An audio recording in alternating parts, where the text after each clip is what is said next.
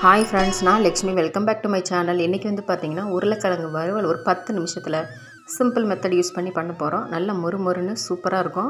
எப்படி பண்ணலான்னு பார்க்குறதுக்கு முன்னாடி நம்மளோட கேச்சோட்டி சேனல்ஸ் போய் சப்ஸ்கிரைப் பண்ணிக்கோங்க. பக்கத்தில் இருக்க பெல் ஐக்கனையும் கிளிக் பண்ணிக்கோங்க.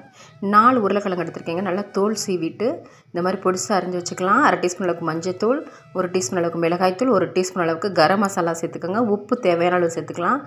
ஒரு 1/2 டீஸ்பூன் அளவுக்கு உப்பு வந்து சரியாக இருக்கும். சேர்த்துட்டு நல்லா வந்து இதை மிக்ஸ் பண்ணிக்கிற போகிறோம். இப்போ இதில் வந்து ஒரு 3 பல் பூண்டு வந்து நான் இடிச்சிட்டு சேர்த்துருக்கேன். நீங்கள் பேஸ்ட்டாக இருந்தால் கூட பேஸ்ட்டு போட்டுக்கலாம். போட்டு இப்போ வந்து இதில் கொஞ்சம் போல் கருவேப்பிலை தழை சேர்த்துக்கோங்க. அப்புறம் கொத்தமல்லி தழை சேர்த்துக்கலாம். நல்லா வந்து இதை ஒன்றோட ஒன்றா பைண்ட் ஆகிற மாதிரி நல்லா மிக்ஸ் பண்ணிக்கிற போகிறோம்.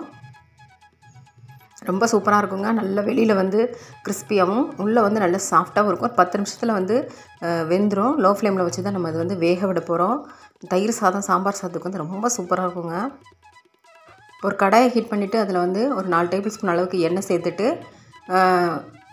சோம்பு வந்து 1 டீஸ்பூன், ஜீரகம் வந்து 1 டீஸ்பூன் சேர்த்துக்கோங்க. எதுக்கு இவ்வளோ எண்ணெய்னா கொஞ்சம் நல்லா மொறுன்னு கிடைக்கிறதுக்காக. இல்லை எண்ணெய் கம்மியாக வேணுன்னா கூட நீங்கள் கம்மியாக குறைச்சி ஆட் பண்ணிக்கலாம்.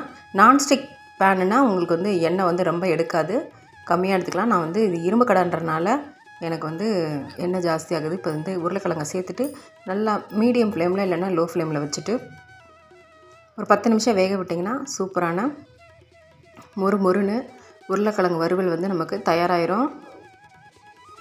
ரெடி ஆயிடுச்சு. இப்போ அடுப்பு ஆஃப் பண்ணிவிட்டு ஒரு பவுலுக்கு வந்து அதை சேஞ்ச் பண்ணிடலாம். நீங்களும் செஞ்சு பார்த்துட்டு எப்படி இருந்துச்சுன்னு கமெண்ட் செக்ஷனில் உங்கள் ஃபீட்பேக்கை கொடுங்க. மறக்காமல் நம்ம சேனலுக்கான சப்போர்ட்டையும் கொடுங்க. லைக் பட்டனை ப்ரெஸ் பண்ண மறந்துடாதீங்க. தேங்க்யூ ஃபார் வாட்சிங் ஃப்ரெண்ட்ஸ்.